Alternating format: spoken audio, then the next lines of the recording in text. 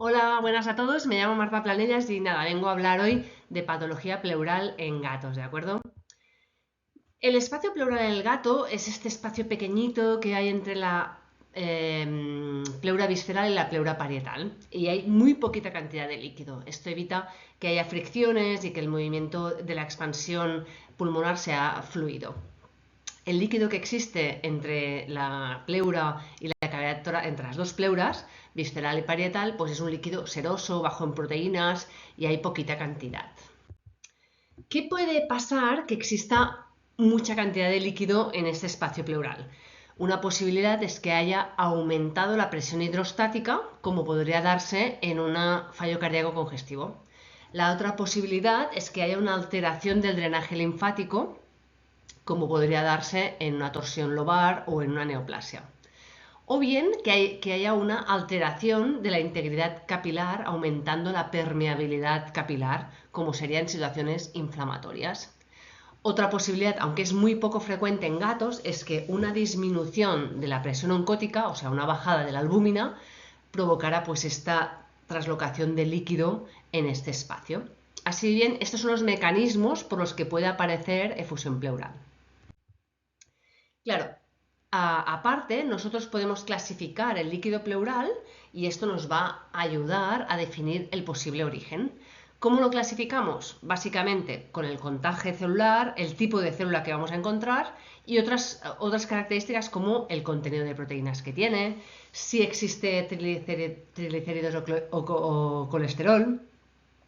Bueno, y sobre todo el recuento celular y el tipo de proteínas, vamos a clasificar el líquido pleural en: tenemos un trasudado puro, es un trasudado modificado, es un exudado, es un quilotórax e incluso es una hemorragia, ¿no? O sea, con todo esto vamos a poder ponerle pues un nombre del tipo de fluido pleural. Eso es perfecto, nos ayuda mucho y aquí vemos un poco la clasificación de cada tipo de líquido pleural que vamos a encontrar. No está la hemorragia, pero ya sabemos que hemorragia es, pues, es sangre, ¿no? Y tenemos pues, que el trasudado es bajo en proteínas y células. El modificado y el exudado tienen el hándicap que se solapan los valores. Por tanto, a veces es difícil diferenciar entre un trasudado modificado y un exudado. Y luego tenemos también la presencia de kilo, ¿no? Claro, esto es muy interesante. Clasificar el tipo de fluido nos va a ayudar a definir el origen, pero no es crucial. A veces no es matemático. Hay fluidos que se solapan, como lo que hemos comentado, trasudados modificados y exudados. Por tanto, sí, el líquido nos puede ayudar muchísimo, pero a veces simplemente es orientativo. Lo que sí que es cierto es que en muchas patologías el líquido nos va a dar el diagnóstico, pues porque a lo mejor ya vemos bacterias y lo clasificamos como un piotórax, o podemos ver o hacer tinciones o pruebas para definir que hay células tumorales, o bien PCRs para definir que hay un PIF, por ejemplo, ¿no? O sea que el líquido realmente es muy, muy, muy interesante y muy útil para llegar a saber qué le está pasando a nuestro paciente. Bueno, cuando tenemos un paciente con un líquido pleural, que es un trasudado, va a ser un líquido bajo en proteínas, bajo en células, y esto típicamente lo encontraremos en pacientes con hipoalbuminemias, fallos cardíacos congestivos, aunque la mayoría de veces acaba siendo modificado, o bien sobrecarga de volumen, pues debido a una causa iatrogénica, por ejemplo. Cuando el trasudado es crónico, es lo que comentamos, se convierte en modificado, pues porque la presencia de líquido en la pleura irrita el mesotelio, se liberan células mesoteliales y puede existir incluso una inflamación secundaria. Por tanto, normal que con el tiempo un trasudado puro se convierta en modificado. Modificado ya es un fluido con más proteínas, aunque menos de 3,5, que tiene un recuento celular más alto que el puro, ¿vale? Y puede aumentar la presencia de neutrófilos por esta inflamación que comentamos. El problema es que los valores se solapan mucho entre trasudados y exudados y a veces es difícil de decir si estamos ante un trasudado modificado o un exudado. Causas de trasudado modificado, pues las que le hemos comentado de trasudado puro que se cronifican, pues aumento de presión hidrostática, fallo cardíaco izquierdo o derecho, que en gatos es la peculiaridad, ¿no? Que en gatos puede existir un fallo cardíaco izquierdo que genera una efusión pleural. Después veremos por qué. Esto en perros no suele pasar. una hipoaluminemia, una obstrucción linfática, incluso tumores pueden dar trasudados modificados, hernias diafragmáticas, etc. Y los exudados pues son más ricos en proteínas, más ricos en células y suele haber más presencia de células inflamatorias. Y lo importante ante un exudado es definir si existe bacterias o no. ¿Es un exudado séptico o no séptico? Cuando no es séptico, pues no vamos a ver bacterias, suelen haber neutrófilos no tan degenerados. Y si midiéramos la glucosa en el líquido pleural respecto a sangre sería igual, y el lactato en el líquido pleural respecto a sangre sería igual. En cambio, en un exudado séptico hay un recuento celular también muy elevado, los neutrófilos suelen ser más degenerados y se pueden observar bacterias. En este tipo de exudado séptico podemos ver que la glucosa es menor, más baja en el líquido pleural que en sangre, y el lactato es más alto en el líquido pleural que en sangre. Por tanto, ya no solo nos basamos en ver bacterias o no, que a veces no es tan sencillo, sino que hay parámetros como la glucosa y el lactato que nos pueden ayudar a definir si estamos ante un exudado séptico o aséptico. Porque obviamente el cultivo lo vamos a realizar, pero el cultivo lo vamos a recibir 4 días o 5 más tarde. Por tanto, estos parámetros en la clínica de urgencias nos van a ayudar mucho a definir si tenemos que optar directamente por poner antibioterapia, por ejemplo. Entonces, un ejemplo de exudado séptico sería un piotórax, que en gatos es bastante común, y un exudado aséptico, pues lo vemos en gatos con peritonitis infecciosa felina, con tumores, con hernias diafragmáticas, con torsiones lobares, secundario a pancreatitis, o incluso en piotórax que ya están en tratamiento y ya no se ven bacterias. Muy bien, el quilotórax. Quilotórax también es un líquido rico en proteínas, pero un recuento celular bastante variable, y lo que nos ayuda a definir si estamos ante un quilotórax o no es la presencia de triglicéridos, que es muy alto en el fluido comparado con la sangre. En cambio, el colesterol es más bajo en el líquido que en sangre, pero se caracteriza por este tipo de secreción que es muy blanquecina, típica de la linfa, que la linfa básicamente es así, rica en células inflamatorias, linfocitos, rica en triglicéridos y baja en colesterol. Por tanto, es la típico líquido que asociamos con linfa. Claro, el quilotórax puede aparecer de forma idiopática, no hay una etiología que se conozca, eso es una posibilidad, pero también lo hemos visto de forma congénita, secundaria a un traumatismo, por una cardiomiopatía, por trombosis, hernias, neoplasias, etc. Claro, y como comentábamos, existe esta dificultad, ¿no?, en diferenciar entre trasudados y exudados, que a veces no queda claro. Pues ahora hay ciertos artículos que nos definen parámetros para poder diferenciar entre estos. Por ejemplo, una prueba sencilla sería hacer un ratio entre la proteína total del líquido pleural versus la proteína total sérica, y cuando nos encontramos con un exudado suele ser este ratio mayor a 0,56, ¿vale? O sea que si son pacientes que no están tratados con diuréticos ni tienen hipoaluminemia, este ratio puede ser útil, y si es más alto de 0,56 es más probable que sea un exudado. Otra posibilidad es medir la lactato deshidrogenasa en el líquido. Si es baja, menor de 226, es más típico que sea un trasudado.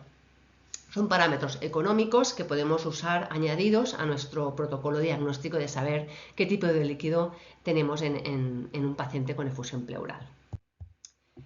Otras pruebas que vamos a hacer en el líquido, como hemos comentado, pues sería un cultivo de antibiograma, que el resultado tardará, pero nos puede ayudar, aparte de la glucosa y el lactato, a saber si estamos ante un proceso más séptico o no. Pues lo que hemos comentado de medir colesterol, triglicéridos, lactato deshidrogenasa, glucosa, lactato en el líquido.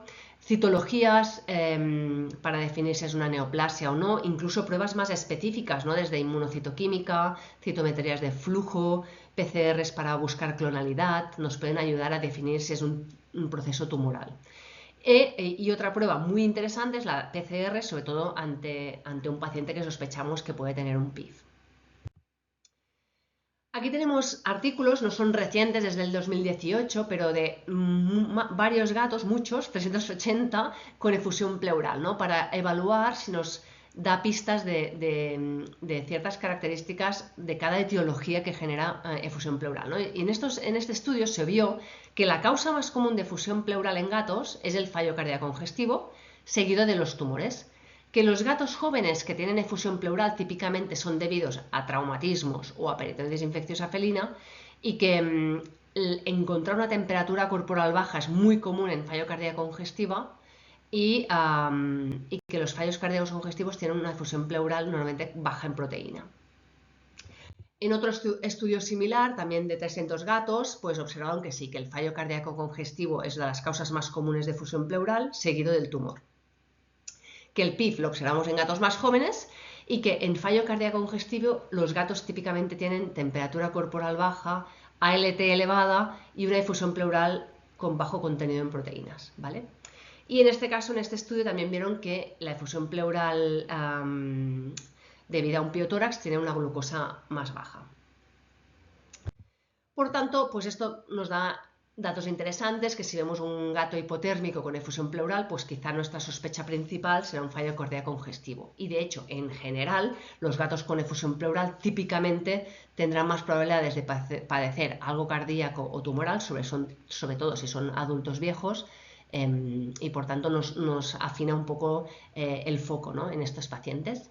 Pero lo importante es que cuando tenemos un gato con una efusión pleural, pues lo primero es estabilizarlo. Tenemos que detectar clínicamente que este paciente está en esfuerzo respiratorio y tenemos que reducir el estrés y el mínimo manejo, porque son animales muy frágiles.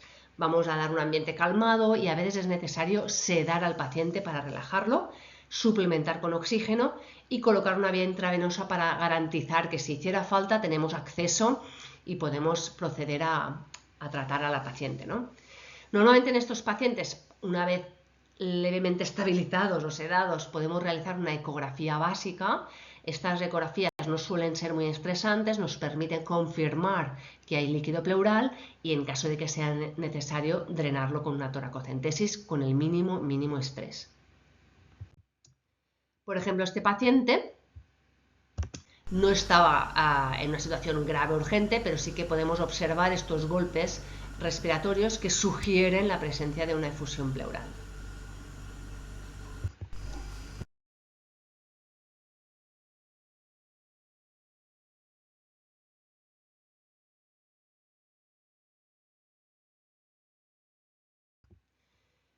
Entonces el examen físico nos va a ayudar mucho, no siempre podemos hacer un examen físico completo porque a menudo no están bien los pacientes, pero sí que la historia clínica de dónde viene, la edad, posibles traumatismos, situaciones anteriores de tos, de intolerancia al ejercicio, diagnósticos anteriores de cardiomiopatías nos podrían ayudar. Y el examen físico obviamente también, porque vamos a observar cómo respira. ¿Tiene ruidos respiratorios que son más comunes de vías altas? ¿Sí o no? ¿Presenta golpes abdominales, que es más típico de algo pleural, sí o no? ¿Tiene arritmias, soplos? También nos pueden ayudar a sospechar de algo cardíaco. ¿Tiene historia de tumores de mama? ¿Tenemos alguna analítica o la podemos realizar? Nos puede ayudar también, ¿no? En pacientes estables incluso podemos realizar lo que se llama la compresión de tórax y podemos ver si hay contenido en esta zona torácica. Por ejemplo, cuando hay efusiones, masas mediastínicas, pues se puede reducir esta compresibilidad, ¿no? No en todos los pacientes lo podemos hacer. Si existe hipotermia, como hemos comentado, es más sugerente de fallo cardíaco congestivo. Si hay fiebre, más típica de piotórax, etcétera, ¿no? Todo esto nos puede ayudar. La radiografía de entrada, cuando hay una efusión pleural, no nos ayuda mucho, pues porque la presencia de efusión impide ver las otras estructuras y de entrada no es lo más necesario. Quizá iría antes a hacer una ecografía rápida, pero en caso de que requiriéramos hacerla, pues intentamos hacerla de forma external para reducir el estrés. Y lo ideal sería hacerla después del drenaje pleural para ver si hay masas, hernias, etcétera. O si hay una cardiomegalia, que podríamos medir el vertebral Heart Score, o valorar la amplitud del corazón en la radiografía dorsoventral y ver que si es mayor del 50% de la anchura de la cavidad torácica o no, podría sugerir que hay algo cardíaco, ¿no? Pero sí, nos basamos antes en una ecografía rápida en la que podemos confirmar que hay una efusión pleural, podemos ver qué hemitórax es el más adecuado para drenar, podemos incluso ver si se trata de un problema cardíaco o no, porque podemos medir el atrio derecho e izquierdo y ver si es mayor de 1,8, que sugeriría un problema cardíaco. incluso también ver masas o bolsas de líquido que a veces cuesta drenar si no ves que hay una bolsa cerrada, ¿no? con fibrina y tal. O sea que la ecografía es bastante útil, a veces hay que hacerla bajo sedación, pero nos ayuda mucho. ¿Vale? Esta paciente era una paciente con efusión pleural pero agresiva, la tuvimos que sedar, entonces al tenerla que sedar aprovechamos para hacer una radiografía y como veis respira con golpes, ahora más relajada porque estaba sedada.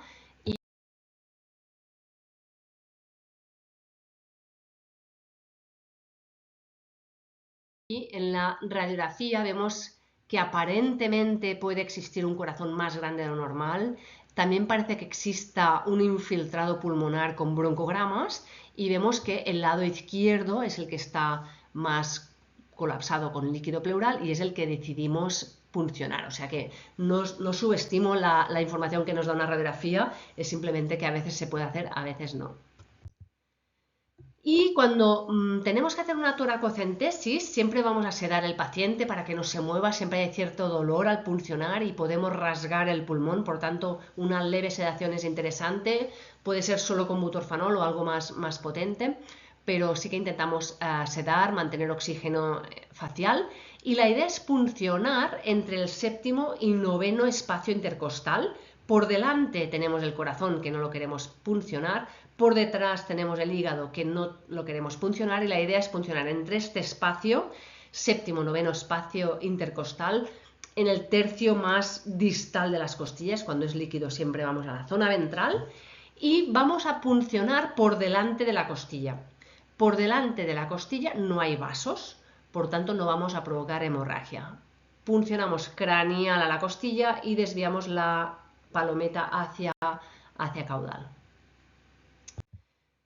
Muy a menudo hay que puncionar los dos hemitórax porque aunque hay cierta comunicación entre los dos hemitórax, la comunicación es muy pequeña y muchas veces puede estar taponada si hay situaciones inflamatorias.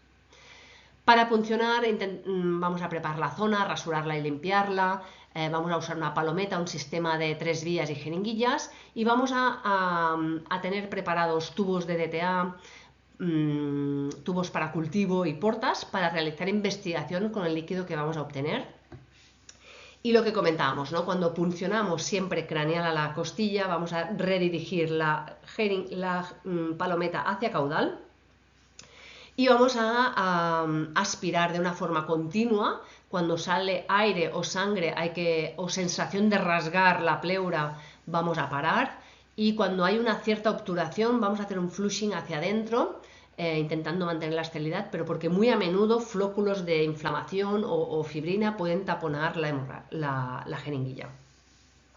Excepto cuando hay una hemorragia pura, vamos a intentar vaciar el máximo este espacio pleural para garantizar un mejor bienestar al paciente. Cuando tenemos una peritonitis infecciosa felina, vamos a tener un gato joven normalmente con un exudado aséptico. Son gatos jóvenes, en la analítica solemos ver cierta linfopenia, típica de procesos víricos, hiperproteinemia y en algún caso hiperbilirrubinemia. Puede ser que tengamos una efusión solamente en el nivel pleural, pero también puede ser que tenga una efusión también abdominal. El líquido que vamos a obtener es un líquido amarillento, viscoso, suele ser rico en proteínas y tiene una celularidad relativamente baja, pero podemos ver macrófagos, neutrófilos, linfocitos y si hiciéramos el test de Ribalta, vamos a tirar una gota de este exudado en este líquido tipo vinagre y podemos ver cómo la gota persiste. Esto simplemente nos está diciendo que estamos ante un exudado. No nos diagnostica PIF, pero sí que nos dice que es un exudado. Para definir que estamos ante una peritonitis infecciosa felina, una forma relativamente sencilla es realizar una PCR de coronavirus. No de la mutación de PIF, de coronavirus, sino de coronavirus, porque en el líquido pleural no debería existir coronavirus, por tanto, si sale una PCR positiva, es muy compatible con PIF. Así que un porcentaje alto de gatos con PIF tendrán una PCR positiva en el líquido pleural. Si usamos la PCR de mutación, si sale positiva confirmamos PIF, pero como es una PCR muy específica, es muy probable que existan falsos negativos y por tanto muchas veces tenemos un resultado negativo siendo un paciente con PIF. ¿De acuerdo? Por tanto, es más sensible y específica la PCR de coronavirus general. Por otro lado, podríamos tener un gato con un piotórax. Es bastante común, suelen ser gatos más jóvenes, se deben a mordeduras, cuerpos extraños y en casos menos comunes son una extensión de una neumonía pulmonar o incluso una infección hematógena. Pero lo más común sería secundario a mordeduras o cuerpos extraños. Son pacientes que suelen tener una clínica específica, tienen fiebre, están apáticos, letárgicos y pueden llegar a entrar en sepsis. Entonces podemos tener una analítica compatible con sepsis, ¿no? Desde hipoglucemias, neutrofilias muy marcadas o incluso neutropénicas, anemias inflamatorias, e incluso tener la bilirrubina elevada. Normalmente no son valores extremadamente altos, pero sí valores entre 1 y 3. Entonces, a veces tenemos lo que se llama colestasis por sepsis. Puede haber cierto aumento de la bilirrubina porque hay una colestasis funcional. Esto es una curiosidad, ¿no? Cuando tenemos bilirrubinas elevadas y no tenemos pancreatitis, no hay un problema hepático, no hay un... Dices, ¿por qué puede ser? Pues aparte de que los gatos con PIF, los gatos con hipertiroidismo podrían tener bilirrubina alta sin una alteración en la zona hepática, pancreática, vesícula biliar evidente, también existe este aumento de la bilirrubina por colestasis por sepsis y eso es una situación funcional. Las toxinas bacterianas y las citoquinas inflamatorias provocan una parálisis de los transportadores a nivel de los conductos biliares y provocan retención de esta bilirrubina. Por eso encontrar valores de bilirrubina elevados en pacientes con sepsis, en este caso por piotórax, puede ser normal.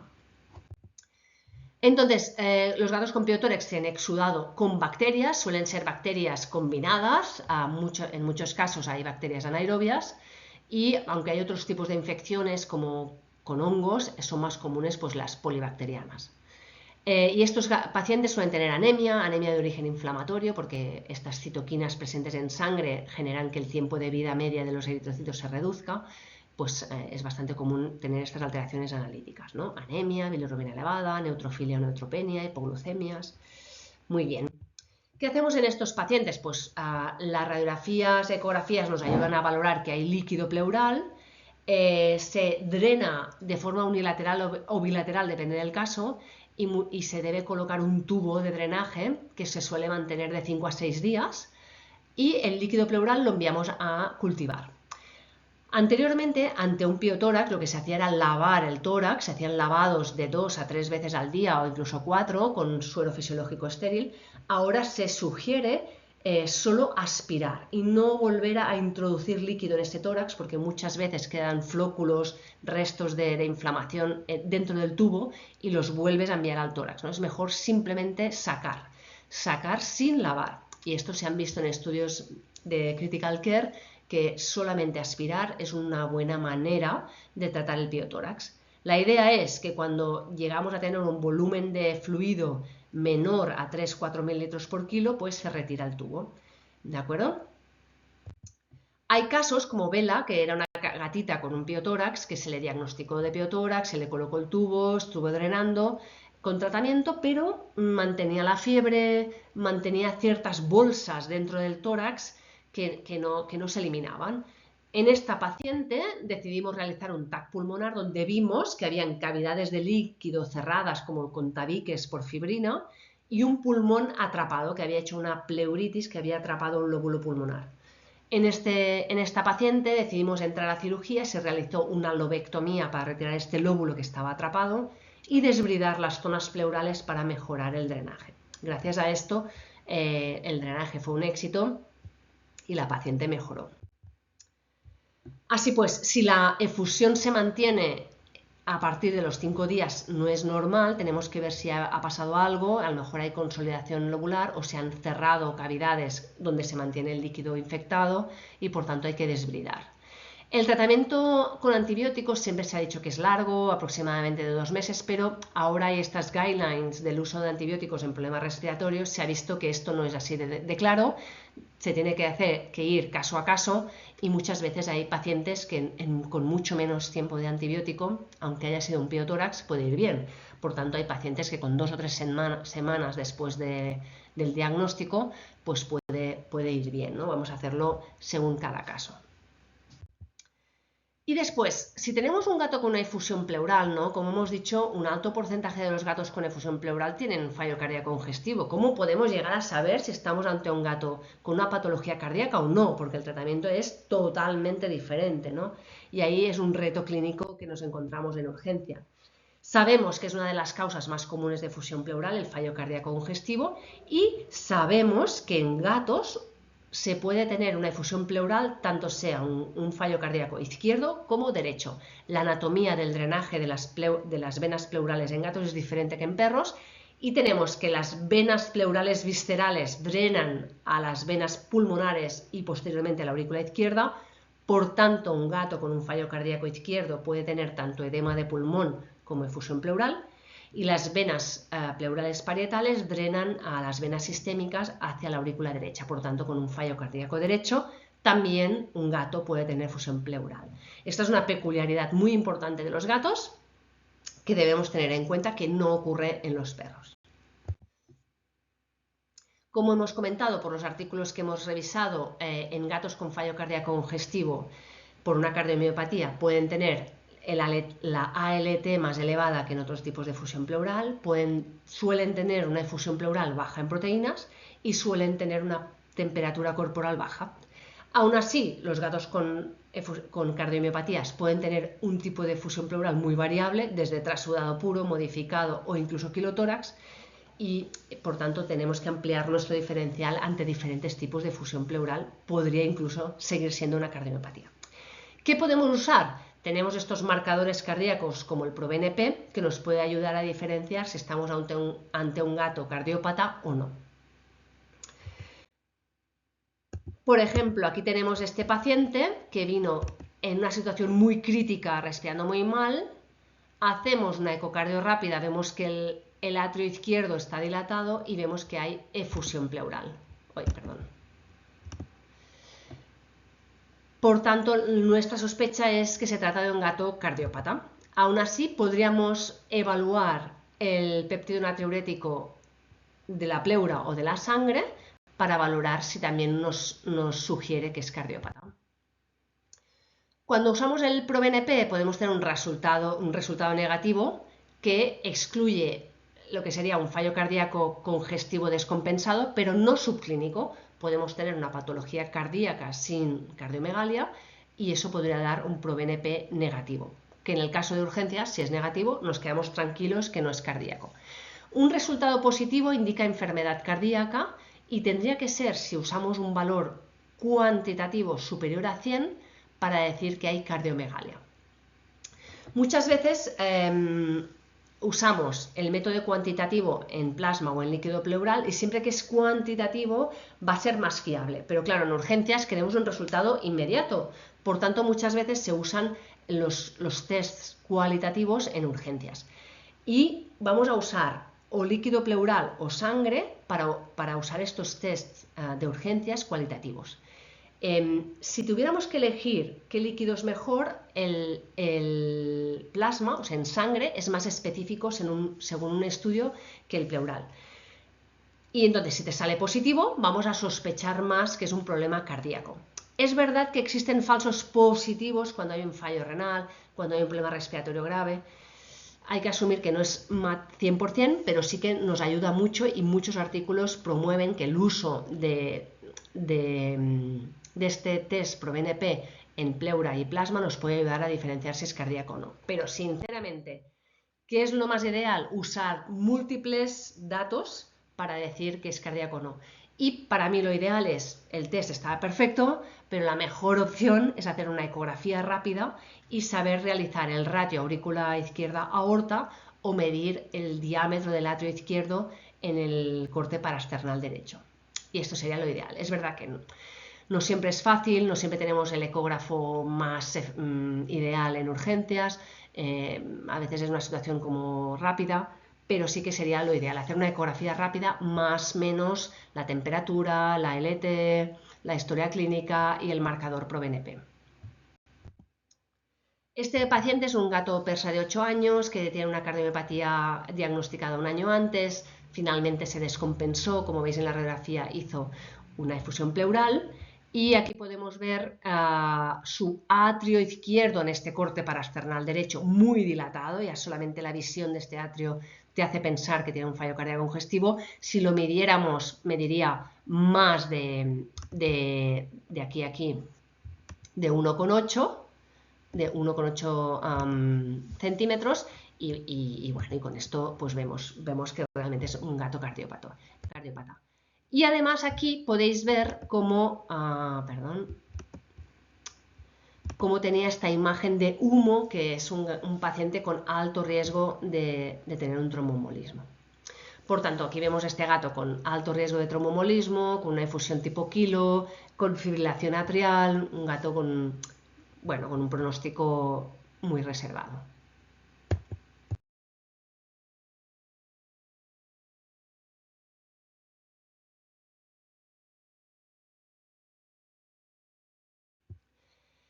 También podríamos tener un gato con una efusión pleural y un tumor. A veces es muy evidente porque ya hay una masa mediastínica, porque tiene un tumor primario con metástasis pulmonares, como por ejemplo tumores de mama u otros tipos de tumores, pero a veces hay tumores pulmonares primarios también. También en gatos hay tumores pericárdicos y cardíacos. Por tanto, bueno, a veces necesitamos hacer una investigación más a fondo, desde hacer pruebas más específicas con el líquido pleural o realizar un TAC, más menos biopsia, etcétera, ¿no? Y luego también tenemos los quilotórax que no tienen una causa primaria definida. Es verdad que un quilotórax puede venir por un problema traumático, por una cardiomiopatía, por un tumor, por una efusión pericárdica, filaria, tumores, torsiones del óvulo. ¿Cómo vamos a definir que realmente es un quilotórax? Pues porque el triglicérido en líquido es más alto que en suero, porque el colesterol perdón, el colesterol en el líquido es más bajo que en el suero. Esto nos puede ayudar. Pero básicamente, pues, si queremos poner el nombre 100% de que es un quilotórax, haremos estos ratios. Lo que sí que sabemos es que el propio quilotórax es irritante, puede provocar pleuritis, puede provocar atrapamiento pulmonar cuando acaba cronificándose. También la parte buena es que el quilotórax es bacteriostático, no suele promover que crezcan bacterias. Pero bueno, tenemos que investigar por qué este gato ha hecho un quilotórax. Es cardiópata, tiene un tumor, tiene una torsión del óvulo y esto requiere investigación. Porque la idea es tratar la causa primaria. Es cardiópata, tratamos la cardiomiopatía. Tiene una torsión del óvulo, realizamos una lobectomía, etc., ¿no? Entonces vamos a buscar la causa primaria. Haremos analítica general, FIF-FELF, una ecocardio, radiografía o TAC pulmonar y, si es necesario, una biopsia. Cuando estamos ante un gato que no encontramos ningún origen de este quilotórax y consideramos que es un quilotórax idiopático, obviamente se puede iniciar un tratamiento médico bajo en grasa, con rutina, que puede reducir la densidad de esta efusión, pero al final los quilotórax idiopáticos se tratan de forma quirúrgica, es una enfermedad quirúrgica, y se liga al conducto torácico y se realiza pericardiectomía. Es una enfermedad frustrante, no siempre todos van bien, pero de entrada es una enfermedad quirúrgica.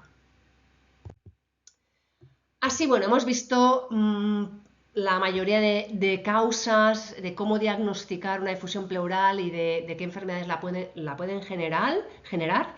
Como vemos, cuando hay un gato con una efusión pleural, el pronóstico es reservado. Lo primero siempre es estabilizar a los pacientes y la toracocentesis se considera un procedimiento tanto como para tratar como para diagnosticar. La historia clínica, el examen físico, las pruebas de imagen y el análisis del líquido nos van a ayudar a definir el origen de la efusión pleural. Y el líquido lo vamos a intentar clasificar con estas pruebas que hemos visto, que nos van a ayudar pues entre trasudado, trasudado modificado, exudado, kilo, etc. Es cierto que tenemos que tener en cuenta que hay nuevos parámetros que nos pueden ayudar mucho de una forma económica, como la lactato deshidrogenasa, el ratio de proteínas, la glucosa, el lactato, y que la mayor parte de pacientes, sobre todo adultos que tengan efusión pleural, padecerán de un fallo cardíaco congestivo o un tumor.